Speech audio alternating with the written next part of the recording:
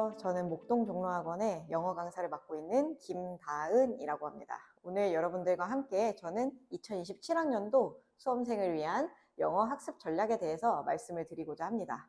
작년 2026학년도 수능 영어 시험이 정말 쉽지 않아서 많은 친구들이 어려움을 겪거나 혼란스러워하는 친구들이 많았는데요. 올해 같이 한번 수능을 준비하는 입장에서 영어 학습을 어떻게 이 어려운 난관을 헤쳐나갈 수 있을지 같이 한번 효율적이고 스마트한 학습을 위해서 저와 함께 알아보도록 하겠습니다.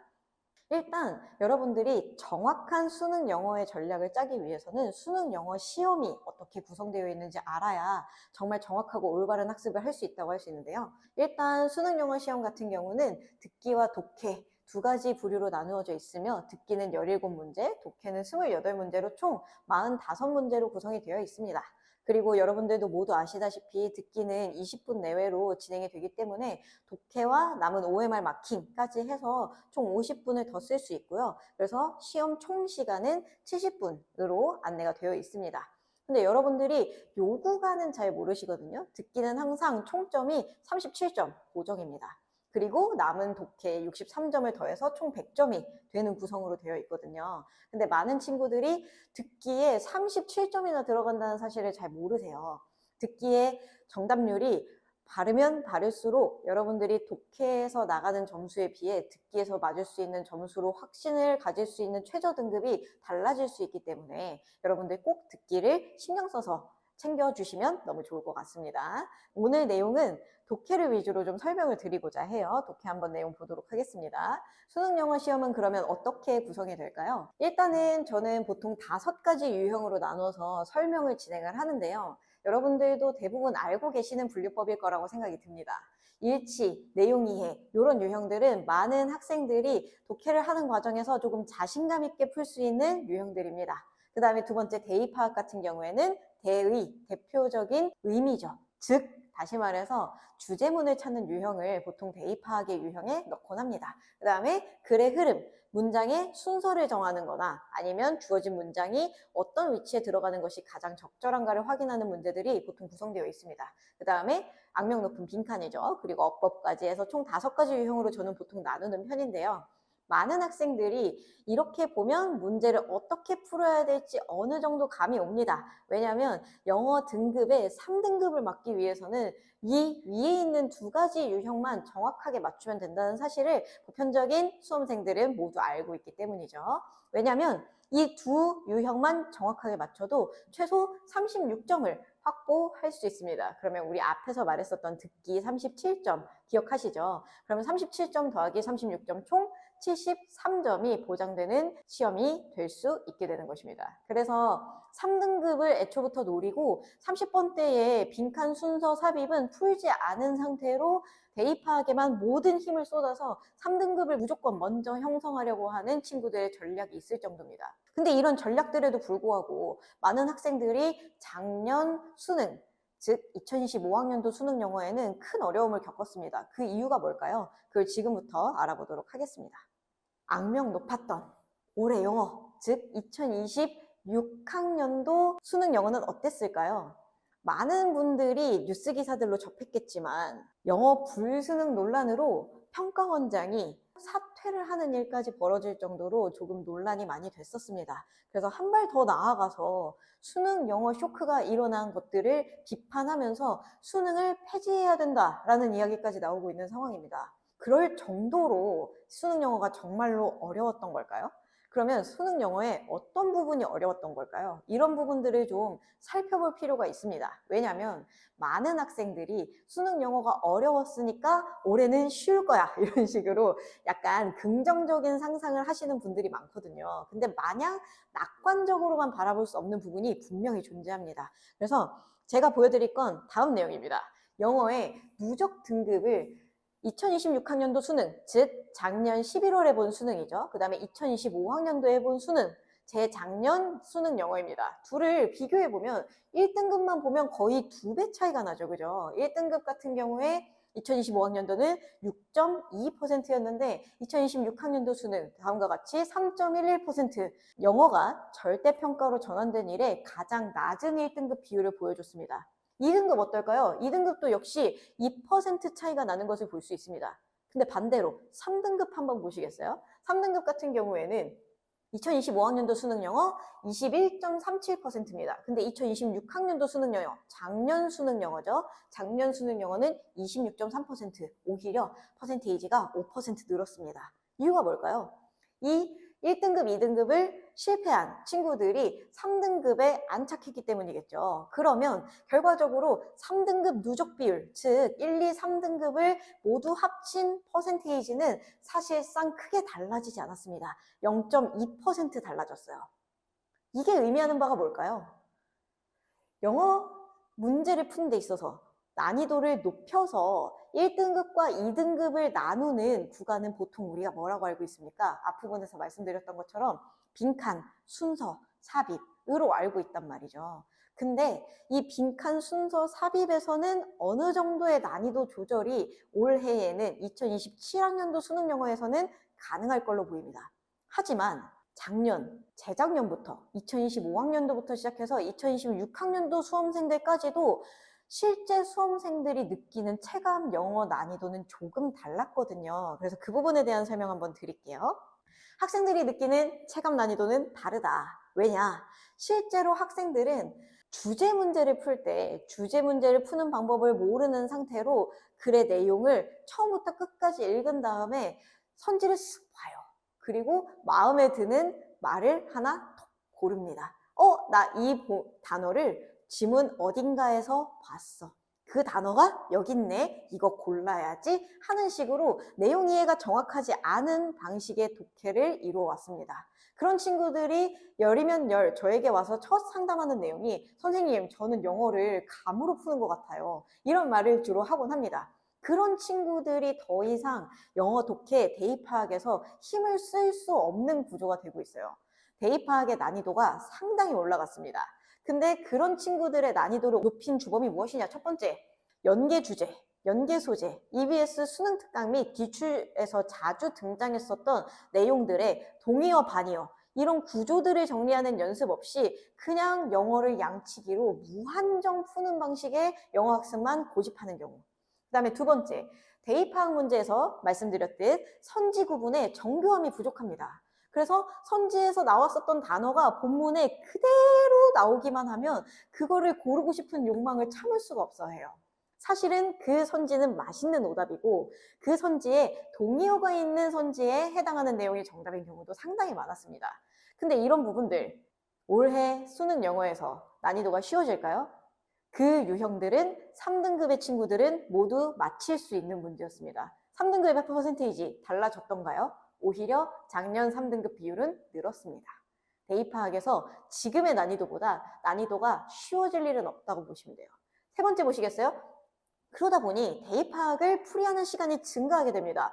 내가 평소에 보던 주제문이 아니에요. 내가 평소에 보던 23번이 아닙니다. 내가 평소에 보던 24번이 아니죠. 이상하다. 지문을 계속 읽고 선지를 2번인가 4번인가 계속 고민하게 됩니다. 그렇게 늘어난 시간 어디에서 못 쓰게 되겠습니까? 빈칸 순서 삽입이라는 고난이도 유형에서 못 쓰게 되죠.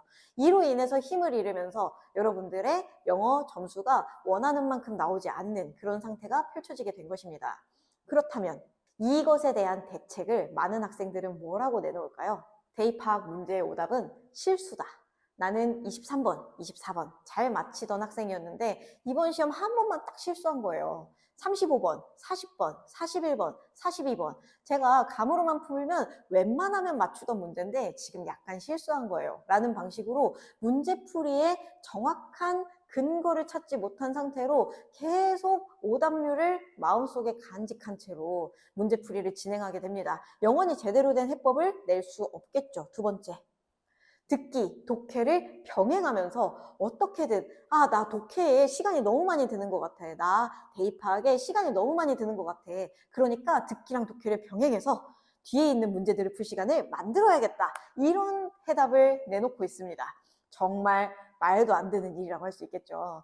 듣기랑 독해를 병행하는 거는 둘째치고 대입파악 문제를 푸는 방식조차 제대로 알지 못한 상태로 지문에 있었던 단어 몇 가지를 조합해서 여러 가지 상상력을 동원한 선지를 정답으로 고르는 일을 반복하는 상황에서는 영어 실력이 향상될 수도 없을 뿐더러 올해 수능 영어가 아무리 쉬워진다 한들 이런 방식이 지속돼서는 아무리 쉬운 영어 시험이라고 해도 3등급 안정적으로 맞기조차 쉽지 않을 겁니다. 나는 2등급, 1등급 맞는데 2등급, 1등급 맞는 친구들이 23, 24 때문에 89점, 79점 맞으면 얼마나 속이 상하겠어요. 가장 기본적인 것부터 확실하게 잡고 가셔야 합니다. 그렇다면 정답은 무엇일까요? 정답은 일단 첫 번째, 당연히 대입 파악을 확실하게 정복하셔야 됩니다. 문제를 단순히 처음부터 끝까지 통독한 뒤에 가장 알맞은 정답을 전체적인 뉘앙스로 고르는 방식은 더 이상 지속돼서는 안 되겠죠. 그래서 등급 무관 3등급 필수 해결 미션, 1, 2등급은 자신의 등급을 안정적으로 만드는 필수 미션으로 상반기에 꼭 학습을 진행하셔야겠습니다. 두 번째는 뭘까요? 유형별 행동 강령을 정확하게 가져가는 겁니다. 많은 친구들, 특히 요즘에는 외국에서 살다 오거나 영어 유치원을 다니거나 기타 등등 영어의 전면을 넓힐 기회들이 학생들에게 상당히 많은데요. 그러다 보니까 그런 학생들은 글을 읽는데 중학교, 고등학교 1학년, 고등학교 2학년까지 어려움이 없다라고 생각하시는 친구일수록 문제풀이 유형별 행동 강령 없이 모든 문제를 통독합니다. 그러면 고등학교 3학년 수험생 시기에 와서는 약간 벽에 부딪히는 경우들이 있어요. 선생님, 저는 읽고 푼다고 생각하는데 정확한 답을 못 고르겠습니다. 내용을 모르는 게 아니거든요. 근데 정확한 답을 못 고르겠습니다. 라는 친구들이 대부분이에요. 우리가 항상 기억하셔야 될 것은 수능 영어 시험은 단순히 영어의 지문을 처음부터 끝까지 읽고 이해하는 작업이 아니라 문제의 의도를 정확하게 파악해서 문제의 의도에 맞는 정답을 찾는 게 수능 영어 문제 풀이 방법이라는 걸 기억해 주셨으면 좋겠습니다. 그래서 저 같은 경우에는 제 수업을 할 때 모든 학생들에게 모든 번호별 행동 강령을 모두 쥐어줍니다. 그래서 모든 학생들이 문제를 풀 때 문제의 기준점, 그에 따른 문장의 핵심 포인트를 잡은 뒤에 그 정확한 근거를 통해서 정답을 고르는 연습을 많이 하고 있습니다. 그 다음에 세 번째, 당연히 시간 관리겠죠. 그렇죠? 근데 시간 관리를 반드시 빠르게 글을 읽는다. 혹은 그냥 냅다 30번대의 문제를 풀기 위해서 20번대의 문제들을 빠르게 풀어서 뒷부분에 시간을 많이 남긴다. 이런 약간 의욕적이지만 구체적인 내용 없는 계획은 여러분들이 수능 때까지 이루기에 상당히 쉽지 않습니다. 그리고 특히 학생들별로 본인의 유형이 어느 부분에서 강점인지를 표현하지 못하는 학생들도 굉장히 많고요. 그래서 유형별 행동 강령을 정하면서 유형별 문제들을 차곡차곡 순서대로 풀어본 다음에 본인의 스타일에 가장 알맞는 시간관리법을 찾아가는 방향이 굉장히 중요합니다. 그러면 수능 당일에 첫 번째, 실수 없이 최고의 최저점을 형성할 수 있겠죠. 영어의 가장 좋은 점은 뭡니까? 절대평가라는 겁니다. 영어의 절대평가에서 좋은 점은 뭘까요? 아무리 못해도 최저 등급을 어떻게 형성하느냐에 따라서 여러분들이 앞으로 수험 전략을 짜실 때 굉장히 유용한 과목으로 사용될 수 있다는 점입니다. 그렇다면 최저점, 항상 내가 예상한 점수 밑으로는 떨어지지 않도록 만드는 게 영어 시험 전략의 가장 우선순위가 돼야 됩니다. 나는 3등급 밑으로는 절대 떨어지지 않을 거야. 2등급 밑으로는 절대 떨어지지 않을 거야가 기준점이 되셔야 그 다음 단계의 스텝업을 하기가 훨씬 쉬워집니다. 그 다음에 두 번째, 정해진 시간 안에 정교한 풀이법을 가져가는 것이죠. 글의 내용을 정확하게 어느 구간에서 정답이 나오는지를 알고 그 정답의 근거에 따라서 선지를 구분할 줄 아는 그런 정교한 풀이법을 가져가는 것이 우리의 목적이라고 할 수 있겠습니다. 그래서 제가 아까 말씀드렸다시피 저희 종로학원에서 드릴 수 있는 해법은 뭘까? 개인 맞춤 단계별 등급 향상 계획을 형성해 드릴 수 있을 것 같습니다. 제가 실제로 수업하는 학생들도 그렇지만 저희 학원에서는 전체적으로 레벨별 수업이 진행이 되고 있는데요. 가장 낮은 레벨부터 가장 높은 레벨까지 각 학생별로 그 단계에 필요한 유형을 집중적으로 학습을 시키고 있습니다. 그래서 레벨별 소수정예반을 통해서 학생 레벨에 맞는 수업을 진행할 수 있다는 점. 두 번째, 정규 수업, 테마 수업으로 이원화된 수업이 진행될 수 있습니다. 정규 수업에서는 기출문제와 EBS 수능 특강 두 가지를 사용해서 정말 영어 학습의 기초 베이스가 되는 수업들을 각 학생들별로 레벨에 맞춰서 진행을 한다고 한다면, 테마 수업 같은 경우에는 학생들별로 추가 학습이 필요한 부분들이 있습니다. 어떤 학생들은 상반기에 반드시 구문 분석을 한 번 더 끝내고 싶다. 어떤 학생들은 빈순사 위주로 고난이도 유형들을 시간을 재서 정확하게 풀고 싶다. 이런 친구들을 위한 선택 수업까지 영어 학습을 할 수 있는 다양한 개인 맞춤식 프로그램을 짤 수 있는 구성이 되어 있습니다. 세 번째는 강사의 밀착 피드백이겠죠. 선행반이 저희 학원에서는 진행이 되고 있는데, 선행반에서 저희 반에 있는 친구들의 과제들을 모두 저의 피드백과 함께 다시 되돌려줍니다. 그 내용들을 바탕으로 추가 질문을 할 수 있다면 저와 함께 1대1 질문도 진행을 하고요. 확실하게 과제 검사 및 학생들에게 필요하거나 부족한 요소가 뭔지 제가 직접 한 학생 다가가면서 이야기를 하려고 하고 있고요. 이 학원에 있는 모든 영어 강사 선생님들, 모든 과목 선생님들 마찬가지로 진행을 하고 있습니다. 여러분들에게 제가 마지막으로 드리고 싶은 말씀은, 영어 학습을 하는데 효율적인 방법이 무조건 있다는 것입니다.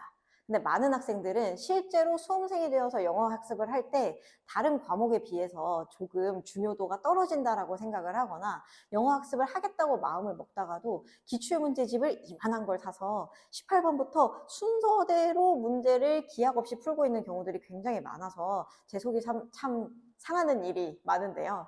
여러분들에게 제가 종로학원에서 함께 했을 때 드릴 수 있는 솔루션, 유형별로의 확실한 풀이법, 지문을 마치 모든 문제를 똑같은 영어 소설 읽는 것처럼 처음부터 끝까지 한없이 글을 읽는 것이 아닌, 지문의 문제의 번호를 보자마자 어디로 가면 정답이 있다는 것을 알 수 있는 그런 식의 영어 독해를 학생들과 함께 하고자 제가 수업을 기획하고 있는데요.